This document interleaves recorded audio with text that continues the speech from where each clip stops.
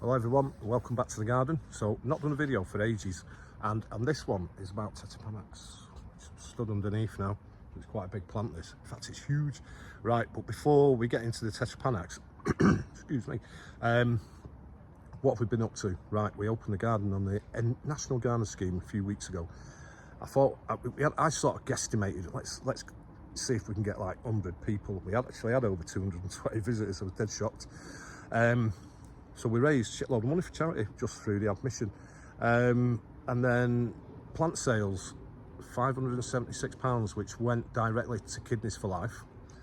And I propagated some plants, but then I got a bit cheeky and I actually scrounged some. So big thank you to Derek at DB Nurseries, and which is in Hyde, up here near Manchester, on the kind of, I don't know if it's Manchester or Cheshire, I'm not sure. And then, yeah, it's Cheshire, definitely. And No Bridge Nurseries near Telford in Shropshire. So big thank you to Dave there for donating them plants, amazing. And we're open again on Saturday because it's August and a lot of people missed it, blah, blah, blah. So we thought we'd do a half day, so we got that coming up as well. So it should be a lot easier preparing for that. What else? Right, we got ourselves in Lancashire Life magazine. So I think it was like a 5-page spread, big, thick, glossy magazine. And we're in Manchester Evening News this week. So yeah, it's been a busy period. Anyway, Tetrapanax. Right, got this one. I picked up another one yesterday, another two yesterday, and I've got another one in a pot. So, 1, 2, 3, 4. Yeah, 5 different sort of plants I'm going to take a look at in this video. So, hopefully you'll find it interesting. Great plants, got loads of them. They're all a little bit different. Let's have a look. So this first plant is a Tetrapanax papyrifera, and that's it, standard form, some people will call it. But there is a little bit of, quite a bit of variation in each of the different forms. And this one in particular has got a very, very flat profile to the leaf. I really like it.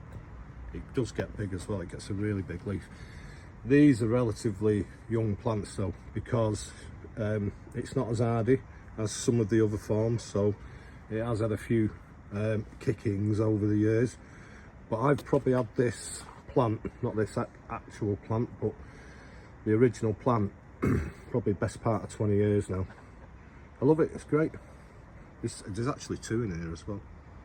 The original plant was over here somewhere, and there's another pot there, which I'm going to get out shortly. But you can see how flat that leaf is. And you'll see what I mean by flat profile when we go and look at a few of the others. So yeah, that's the first one. Lovely plant. So there's quite a lot of Tetrapanax in this area, as you will see. That's one of them. And these are all the same.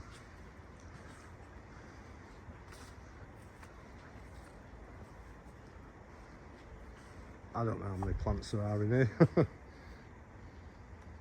looks like there's 5, maybe 6. Look at the difference in the leaf profile on this compared to the first one.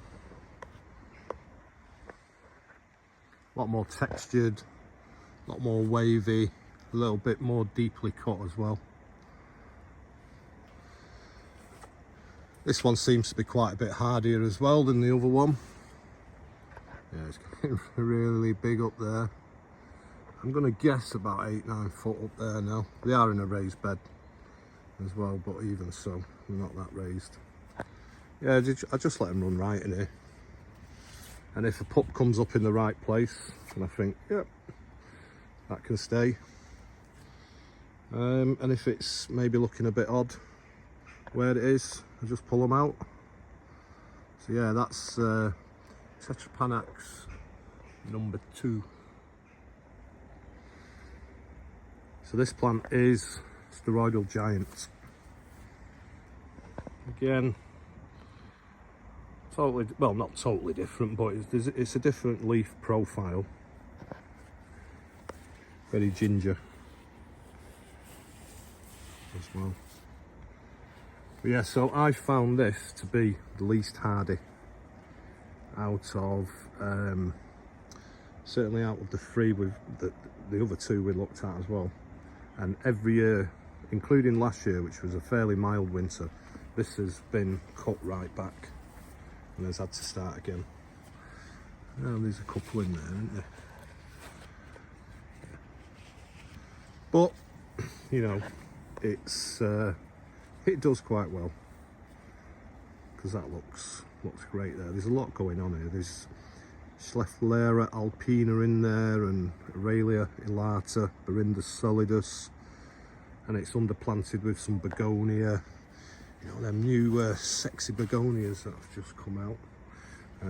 Pushing me luck with that, I think, because it's worth mentioning as well, this is probably the cold end of the garden. Well, it is. This is the coldest end of the garden. But yeah, it's still got a fair bit of growing to do. So yeah, that's a steroidal giant.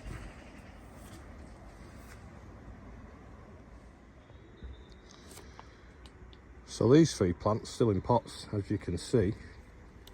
Gonna find somewhere to plant them next year. I'm not planting them now. I haven't got anywhere to plant them. I need to build some new places, which I'll talk about in a later video. But this first one here, this is a seed grown plant, and the seed, the history of the seed, it goes back to the original Mulu Rex, so definite Tetrapanax Rex. I think that's all I've got to say about it, really. It is stunning. It is really, really nice. So I am going to find somewhere to put it, and I want to put it in a bed that hasn't got any of the other Tetrapanax in it as well.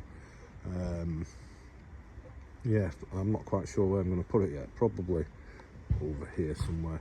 But that's still very much in the planning stages.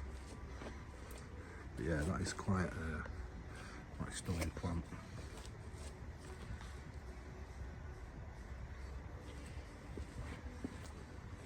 Now the others, these 2, are Empress. You can tell Empress because it's got a bit of a kind of serrated edge thing going on the leaf. Supposedly a lot hardier as well than like standard form steroidal giant. Collection number is BSWJ7135, which is a Krieg Farm collection number. So yeah, right, these are available from Sunk Island Garden Centre, which is on the east coast up near Hull, and I was there yesterday, and they have got quite a few plants. So 225 mile round trip for us, but well worth it because I bought a few other things as well. But yeah, so Mulu Rex, seed grown, and Tetrapanax Empress. Yeah, not a lot else to say really. Watch this space as to, you know, where these are going to end up in the garden, because I will plant them at some point, which will be spring now though. So that's it. Cheerio.